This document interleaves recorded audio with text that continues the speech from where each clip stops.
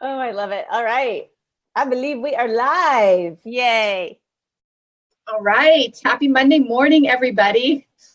As you guys might have noticed right now, we are missing Jamie.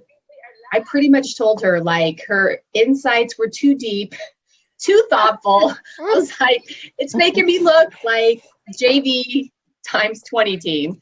No, but really, we have really been talking about the do more of what matters. We'll have info about our webinar again. To be honest, like just if you didn't start it live, I'm just starting it today. I'm on Sweet Spot. I'm 15 minutes through. I got my little thing here from Jamie. And with that being said, that's what she is doing, is just refocusing, recalibrating. And if you honestly want to know more, do the webinar, and then you'll be walking away being like blown away, thinking like, okay, it's not just something we talk about here, it's something that we actually do. Yes. Saying like, God, how do we need to refocus, redirect? And that being said, as we jump right into this, I am super excited. We're starting a series on hope. Yeah. Which if you have children, if you're married, if you're breathing today, living in the United States, if you're even in another country, I feel like this is just one of those things we were talking about even before we went live of like, we just need it. Like, just want to know there is a hope that, that God, here's what we're saying, that we, our marriages, they do get fun. All right. My husband's gonna be like, what? Okay. We had a couples talk last night. We went to a marriage thing. And let's just say when I walked out, the one thing that gave me hope was he said, you know what, hun? Because I felt like, oh, I'm sorry I said that. I shouldn't have said that. I just never filter myself. Okay. So anything on live, like hashtag no filter, Jesus helper. Okay. Keeping it real. Yeah. Right. He said to me, he's like, you know what though? I just want you to know, I never worry what's going to come out of your mouth anymore. And I was like, what? Anymore? It's just anymore, right? He's obviously 13 years in. He's got used to it. So I was like, that gives me some hope, right? Like, wow, there is a glimmer of like hope that I can be me and God's got stuff going on. So yeah, I mean, I love it. I feel like it's a Monday. We're jumping into it. So Cece, I mean, give us some excited. Hope, okay, so excited. Right? So I was telling the girls before we were live, just, I like them and lots of you, I get the privilege to talk to a lot of women, all ages, lots of different walks of life. But I just been noticing that ongoing, like, is there any hope? They'll say to me, Cece, is there any hope with my teenager? Is there any hope in this marriage? Is there any hope? Because I question myself so much, because I'm hard on myself. I never think I'm enough. We got a feedback in doing more of what matters. And she said along the lines of, I'm really good in this area, but then I feel like every other area of my life suffers. And I said, gosh, we want you to know that that's really not the case. And so I want to start out by saying what I said earlier and last Friday, that it's enough that you have your yes in place, your yes in place to God, your yes in place to your spouse if you're married, your yes in place if you have kids, your yes in place to your boss. Like, your yes is so powerful. And guys, I'm just a girl that celebrates a ton of things. Like, if I made it through another day of marriage and loving people and my kids all made it into their bed, I feel like I am like total rock star. Yeah. That's not Nobody died. Nobody died. I'm serious. And I know that sounds silly, but my self-talk a lot is another day of seeking Jesus, right. Trying to be as honest as I can, and another day of try. And that's what I want to talk about today. So we're going to look at Psalm 139. It's a psalm that David wrote. And you can look it up later, or you can pull it up. One. We're not doing all of them, are we? No, we're not. No, I'd love to, but we're not. So, but what's important is that this psalm came out of celebration. David had just become king of Israel, but we can't forget in the life of David that before this, he was almost speared by Saul, his best friend's dad, a lot of family dynamics there. So there was a lot getting him to this moment of success and celebration. And we have that in our own lives. I want to say to you something, that when you succeed at something, when a dream comes true, if you've been trying to get debt free, if you finally got that condo that you're now paying your own mortgage, if you started that business or that ministry, in that moment, you and I are so vulnerable, right in that moment, vulnerable to the voices right here around us. Right. And we're going to talk about God's voice today, because these voices right here, you guys, if I can be candid, and sometimes in the realm of women, we got to be so careful what voices we allow and then what voice we are. Do you ever notice when Hashtag amen. Yes. Okay. Right. Hashtag get a filter, Reagan. That's what I heard. Oh, I love your no filter. Do not change. No, don't get a filter. That's what I love about you, because it's real and you're so transparent. But what in those moments you're so vulnerable, and because somebody will go like this, you'll have the gamut of, yay, that's so awesome, Jen. You're starting your new business. Like, get them, girl. Do it with your husband, and you'll just have people like celebrating you, you know, all those cool things. They all have businesses, just so you know. Jen has a business. Reagan has a business. Katie, wave your hand. She has a business. And Jamie has a business. And I'm in full-time ministry. So you want people around you that are going to celebrate and not go, that's all right. Okay. I kind of like, that's good for you, I guess. I don't know. It might not go good. Better you than me. Yeah. Let's not have it. That's always a fun one. Yeah. So what I'm telling you is that there's hope in those moments of success. Yeah. There's hope regardless of sometimes the stuff that we have to endure to get there. Again, David was almost speared by his best friend's dad, Saul. Okay. There's stuff getting there, guys. So listen to David's words in Psalm 139. I'm going to park along the way. You have searched me, Lord, and you know me. And I have no circled, because is it not the greatest amount of hope to our hearts when we are known? Yes. And what you're going to see in these verses that David's going to talk about, he's going to show an intimacy between he and God. Hey, love and intimacy with God. It's so great to be known. Yesterday, and I have this story for you, Joey and I, my husband and I, both spoke to a room of people getting married. And Joey took out his pocket knife and he said, come here, Cece. Okay, he's that guy. Two extroverts got married. And he puts the knife right on my heart, and I can feel the tip of that knife. And he was talking about our words and our love for each other in a marriage. And he said, those verses that talk about in James that we can cut through people, he said, I always have this knife. I'm aware that I have this knife at Cece's heart at all times, because I know her more than anybody else besides her Lord. And when I think about what I'm about to say, this visual is there for me, because I can slide that knife in so easily because I know her, right? Such a good visual. And and he pulled out this little Valentine. I don't know where he put it, but I didn't know he was going to do any of this while we were speaking. That's always fun. And this is so fun because you just did that, Reagan, and I didn't know that yesterday with your hubby. And he looked at me. My husband looked at me right in the middle and he goes, do you trust me? Because he was pulling stuff out of his backpack that I knew. That's an Aladdin line. Do you trust me? Yeah, I know. And I was like, yeah. And then the pocket knife came out and a Valentine. And he held up this Valentine I had made for him on a piece of wood and it was just on a shelf. And he said, her words of love for me are in between my responses to her, because these are these words of love that Cece brings to me all the time. And so when knowing that I have that knife at my heart and I know her, these words flash up. And he told all these people yesterday things I don't even know. He said, I keep her sticky notes where it says your lunch is in the fridge for tonight.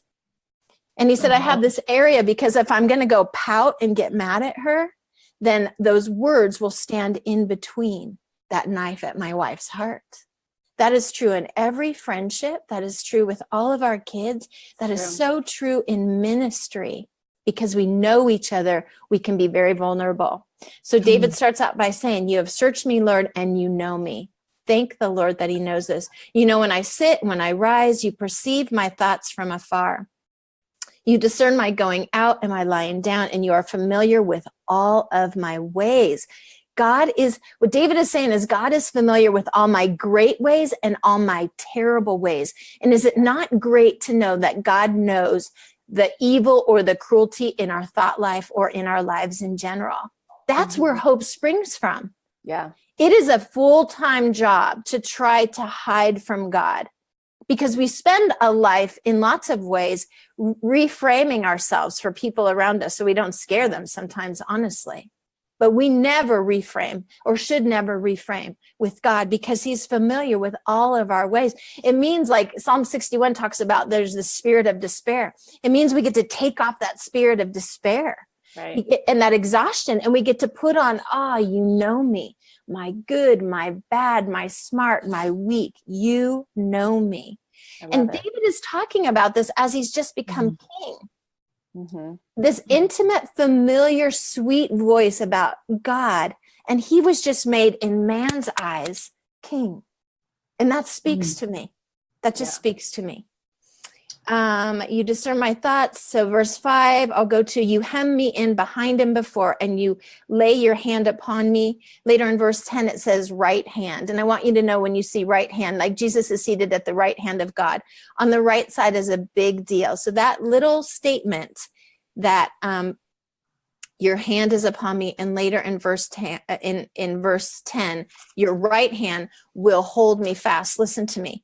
A person of high rank who put someone on his right hand gave him equal honor with himself and recognized him as possessing equal dignity and authority.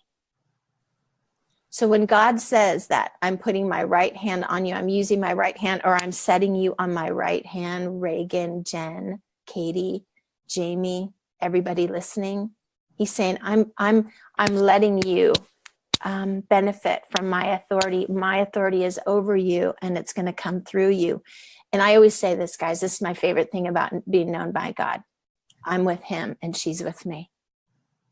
On the days when you have no hope and you wonder, is any of this working? Is any of this getting through? I will say out loud in my kitchen, I'm with you, God, and you're with me. I love it. You introduce a friend and you say, she's with me. Yeah, I'm with him. I'm with that guy. I'm with Jesus, and he knows all of my weaknesses, and he hasn't left my side. Right. What the heck? So much hope. He didn't unfriend me when he saw something. He did it when we wrote below 2 times. No, that's an inside joke. We have it in our posts. We always have like grammar issues, so we're always fixing them. So sorry if you get a post that has 2 different words in it. You know, Okay. One thing that just totally stuck out that you were even saying, and it just keeps coming back to my mind, so I have to say it before I forget it, because probably like a minute from now I won't remember, is even what Joey did, your husband, about just putting like the positive notes up in that area. And I just like felt like, even when we're talking, is like, you know, part of with hope, it's like if you aren't surrounded, be it by words, reminders, or people, Right. like it's really easy for even super positive people to be hopeless today. Right. You know, like I just, even with your kids, the stuff they deal with, the pressures that are on them, and just when it's like, who wants to go to college now because you're still not going to get a job, or there's no jobs out there. I mean, it's like, you got to start feeling like, okay, you know, what are we surrounding ourselves with? And I love that picture of what your husband did, of like, okay, you do know us really well, but just to like have it put up around, you know. Right. Yeah. And that barrier that he talked about, he's like, you know, her words and her love, and her love for Jesus, her love for me, Jesus's love for us basically is in between me going for that heart with the knife. And that's what you're saying, Reagan. Right. Like, put those things up, bring the, not barriers like stonewalling or not speaking to them, or Right. the silent treatment. That's another whole coffee talk. That's not that. Right. It'll be a silent coffee talk. Yeah, we'll just get up there and go, have you ever done this to anybody in your life? I'm okay. Okay, that's another coffee talk. And it down at verse 13, he says, David says, for you created my inmost being. Love that. You knit me together in my mother's womb. I praise you because I am fearfully and wonderfully made. Can you imagine the amount of hope that you would have if, for instance, I go up to Jen and I go, Jen, do you know that I am wonderfully made? Just say no. I'm wonderfully made. And Jen would go, yeah, you are, girl. Yeah, you are. Right? It sounds arrogant, but David is saying, all credit to you, God. Right. I am fearfully and wonderfully made. David's not saying I made myself amazing.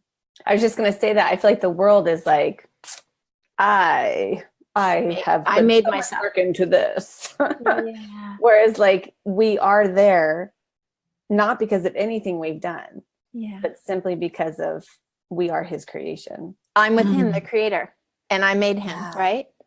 And then verse 17, I just want to mention, how precious to me are your thoughts, God. How vast is the sum of them.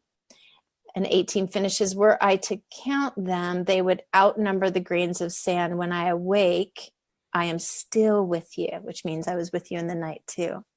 I mentioned in the webinar, the soul care webinar, Jeremiah 29:11, a verse that lots of people know, and it's on good magnets on lots of fridges, and it should be, but it says that God's thoughts towards us are not to harm us and to prosper us. And he goes on to say, and when you seek me with your whole heart, you will find me. Yes. I will be found by you.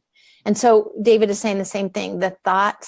Your thoughts are so vast, and how amazing, wait for it, that his thoughts are towards us. That God thinks about me. I'm going to drop the mic if I had one, right? That God thinks about you, each of you, and knows you. And the knowledge of that is not a knife at our hearts. It is not. And too often people view God that way. I'm going to end with an example. So David becomes king, and one of the first things that he does is he wants to find the Ark of the Covenant, the Ark of God, and he wants to get it back to its home in the capital city. So he dances, and you'll know the story probably, or heard of it if you haven't read it for yourself in 2 Samuel. So he dances. I mean, he is passionate about the Lord, and he dances as that ark is being placed in its spot. But the thing that stands out to me, so this is one of the first, so we get the Psalm 139, he's celebrating, he's talking about intimacy and being known by God. He's resting in that. His relationship with God, solid right here, yes? One of the first things that he does is he dances and he moves that ark, and he's joyful. And while he's dancing, and you'll know the story, Michal, his wife, is peering through a window, apparently, that she has vision of him dancing before the Lord and celebrating in front of people. He gets back home, and it goes like this. So in 2 Samuel 6:16, you can read it later, 2 Samuel 6, verse 16, it says that she's watching from that window, and it says that she despises him. And I've been in these verses before, and I was like, ooh. So I looked at that quick word and the root of that word and what that word looks like and where else that word is in the Bible. And do you know that that exact word is used for how Goliath looked at David? And Goliath was about to kill David, or wanted to. Of course, David was the victor in that story. The exact same view that Michal had of her husband, disdain and despise, was the same look that Goliath was giving to David as they were entering into battle. I remember finding that out for myself and looking at it and just crying, because it's that knife, right? That's her husband. She knows the intimate sides. So he dances down the street. Listen, he puts the ark in the tabernacle. So right after he dances, this is important. Then what David does, I love what he does. He does peace offerings before the Lord. So he honors God in front of everybody. And then he blesses all the people, it says next. Then he sends everybody home with yummy food.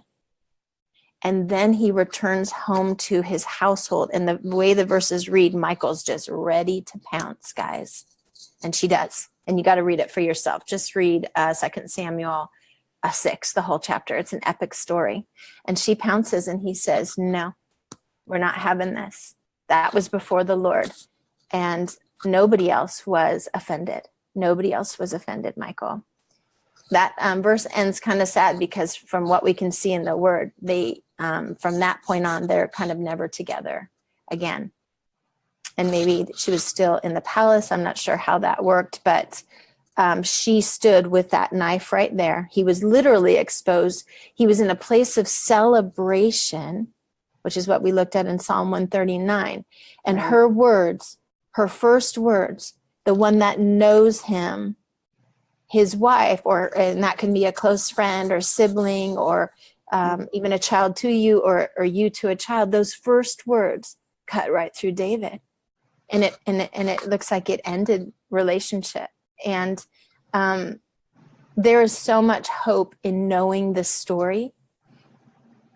It's one of my favorite places in the Old Testament, and I'll think about it often because I'll think, thanks for teaching me Second Samuel, God, because I hope with my friends and I hope with those that I lead alongside in ministry, I hope these girls on the screen today, I hope that they know that I know them and I'm getting to know them more every week, and we get to know you online, which we love.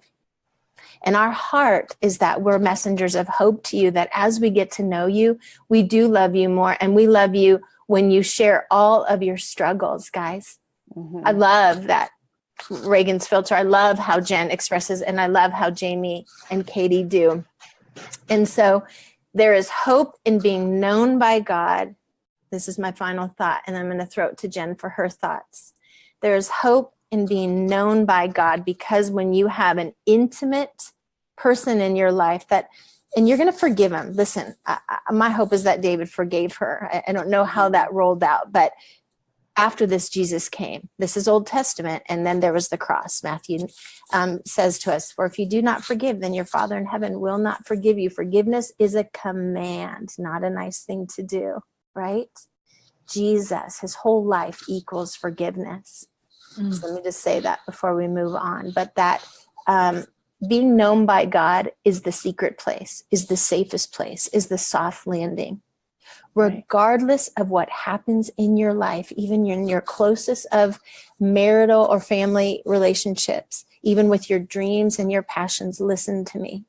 You are always known and you are always loved, because God is always saying, and in the person of Jesus saying, I'm with her and she is with me. End of story. So then go play. Knowing that, just say, I can take off that mantle of exhaustion and despair, and I can go play, because there is great hope. My Father knows me and he loves me with all of the ick and the uck. Yeah? Jen, what do you got? Well, I have notes all over Psalm 139 in my Bible now. It's of course what's closest to my heart is always shame. Yeah. And this falls right in line with that. Mm-hmm. Because when we did, and by the way, you guys, what Cece was referring to when she said, now go play, you've got to get into the Do More of What Matters webinar, because you'll know what she's talking about. But shame is like, I always refer to it as like a cloak. Yeah. You know, it becomes this heavy cloak and it dampers every piece of hope, every light, every glimmer of possibility. It just puts it like a real wet, damp coldness on it. And when you take off that cloak of shame, it just, I loved seeing that analogy because it's so similar. And again, with the shame thing, hope, and oh man, it's like the antidote to shame, hope. Yeah. And to be known, shame loves darkness. And I was not planning on taking this to shame at all, but it's so hard for me to not see the parallels. I love it. The enemy loves darkness. He loves you. They don't know you. If they really knew you, they wouldn't want to claim you.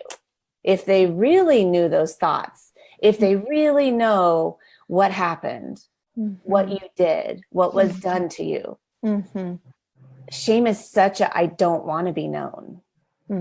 And so to have that unadulterated, nothing in between, and they know, God knows you're ugly, like just peel open your heart and he knows every ugly thought, every second of judgment, every fleshy thing.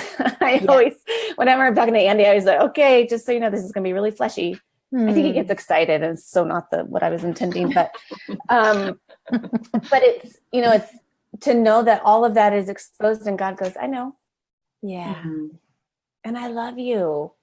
Like hope, then nobody can say anything. And I think too, we get so caught up. This week I have been caught up with that a couple times where I so badly want someone to know my heart, and I hate being misunderstood. But he knows me. He does. And that's not a fight I have to fight. Yeah. And that's so freeing. So I love it. And I don't even know if I said this, but did I say this one before? A word is on my tongue, Jen. David says, you, Lord, know it completely. Yeah. So, so even you saying, I want to be known, it's so fun because what you just said, you can sit with the Lord and he wants, it's relational, man, relationship with God is the best. With the person of Jesus, and he wants to hear from you. But the neat thing is that you don't have to frame it or get it perfect or make it eloquent, because he knows your thoughts and your words before they come out. Yeah. Talk about being known. Yeah. You don't have to go, okay, how do I say this without offending you? Never. Like, it's not even an issue. Yeah. Yes. So I love that. It's so, don't we all crave that deep down at the root of our spirit? Yeah. Reagan, do you have any follow-up thoughts before we want to hear from Miss Katie Girl? Hey, if you don't know Katie Girl, so she's newer to our team. And so this is your first time on Coffee Talk with us, yes? Yeah, second official, I guess. Yeah, second official. That hello, that we did the hello. This is Katie. This is what she's going to do. So anyway, I just want to do another shout out to Katie. She's just already been such a joy to us. But Miss Reagan.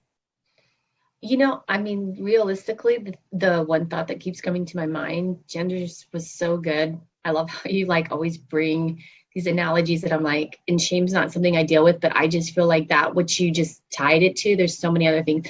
And I get that verse that comes to my mind called hope deferred makes the heart sick. And that just comes back to my mind. I think we're talking different areas of hope, but I think when you have hope in something and it doesn't come about, it's like after a while, you're just like, oh my gosh. And it could be as simple as the hope that one night your baby will actually sleep through the night. Hope that, it could be a bigger hope. I just want to know that I have a purpose and a plan in my life. And it's not just changing diapers or just being with my kids or, an unpaid personal assistant, maid, slave, I don't know. I just feel like it's just, that comes back. I don't even know exactly in the Bible. Scripture reference doesn't come to my mind, but find it, ladies. That's your little thing. And that's kind of it. And I think Katie, I know she's got some amazing stuff, and you take it from there, Katie. All right. It's all you. Well, don't forget the coffee thing. The coffee thing you're going to share. All right. Because I forgot to. I just want to do a little shout out to Danielle and Sonia and Phyllis and Robin and Jenna and Kara and Tierney and anyone else who's watching us live today. Each of you are, you are. Yeah, that's right. This word of hope just makes me think of light. God just wants to shine his light into each of your lives. He wants to have you be who you're meant to be. He knows you. He sees you. Yes. You're loved and you're enough. And we struggle as women all the time. Just that little voice is just there all the time, and it's going to say things that you're like, no, I'm not going to listen to that today. Or no, I'm not going to listen. You're going to have to just say, nope, I choose hope. I choose light. I choose that today. So I just encourage each of you to just take a minute or two and just think of hope and say, yep, I choose hope today. Just choose that. I'd like to today. I did a little random drawing of some of the ladies that are watching live, and Phyllis Womack, if you can message us, you're a little winner today. Message us your address, and we are going to send you a little coffee card. We all need a little coffee on this Monday morning. So Phyllis Womack, thank you for watching live, and send us your address and we'll get a little Java your way. So, I love it. Well, good. Well, I think Phyllis, that's exciting. And we are going to be doing a little something every coffee talk, I believe, where, of course, we love the replay viewers too, because Yes, we love you all. busy. We're all so busy. So if you are watching replay, do a little hashtag replay so that we can say hi to you throughout the week. We love that. So I think we're going to wrap up, you guys. Yes. And does anybody have any closing comments? Just that we're going to stay in hope for the next couple weeks, and please share this now while you're on with us, so that especially gals that where hope is an issue and they just feel like I'm not known, and those that do know me don't love me. So yeah, I don't have hope. But and then I would just say, just read those verses, Psalm 139, read 2 Samuel. If you've never broken into the Old Testament, I just made a bridge for you. You just walk across. Say, it sounds better than a soap opera. I'm like, dude, what is up with this Michael girl? Let's get into this. Yes, yes. Crazy and we can relate to her. You're like, what? I'm just glad I didn't name my daughter Michael. And doing more of what matters. Did we say that? So there's 3 webinars offered all of April. Jamie does Pursuit of Passion. I handle soul care, and Jen does amazing practicals that I keep going through my head ever since I watched her, like 15 minutes a day with my husband, and then once a week, and then a weekend a year. I've just been like practicing. I'm like, get over here, husband, 15 minutes. So just try to make out. Here's your challenge for the week, Cece. Try to make out for 15 minutes. Try that. I got it. Get those muscles going. I love Work out the lips, and that's the lip muscles. So Jen, the best way for them to do the webinar, you were just saying. She's a little flustered. Oh yeah, I'm getting all hot over here. Okay, so I look at me. I am getting some color. Okay, compose. The best way to get. You're going to put what matters. Yeah. Is we're going to put the link in the comments below. That's what you said. Okay, I was trying to remember what you said earlier. Okay, so we will include that link. I know she's kind of one of the tech ninjas around here, so I have to lean into her. So we'll put the link for doing more of what matters. It's $9, $3 a webinar, and that's just to handle some of the online fees. It comes with your own instructional booklet. I'm starting this week, so it's never too late. You can come with me. I'm on the very first webinar. So I haven't even printed my packet. Well, I've only printed my packet. So yeah, you're not behind. You're not behind, right? Yeah. And the cool thing, you guys, we're actually doing a little bit of an experiment. So we want you to be a part of this trial. We're keeping this open for the entire month of April because we know how busy you are. We're all so busy. So we want, if you're a night person, jump on the webinars at night. You can they're always there for replay. If you're someone like me, you need the repetition. So I need to hear it again and then go try to reapply it and then come back and hear it again. So definitely jump on there. But I challenge you guys, grab a friend and do it together, because that way you can hold each other accountable. It's super vital. And when you're good idea things. So, all right, you guys, happy Monday. Congratulations on the coffee card, Phyllis. So excited for you. And we will see you guys throughout the week. Make sure that you keep sharing this, and we'll have the conversation continue in the comments. Okay. All right. Bye, guys. Bye, guys.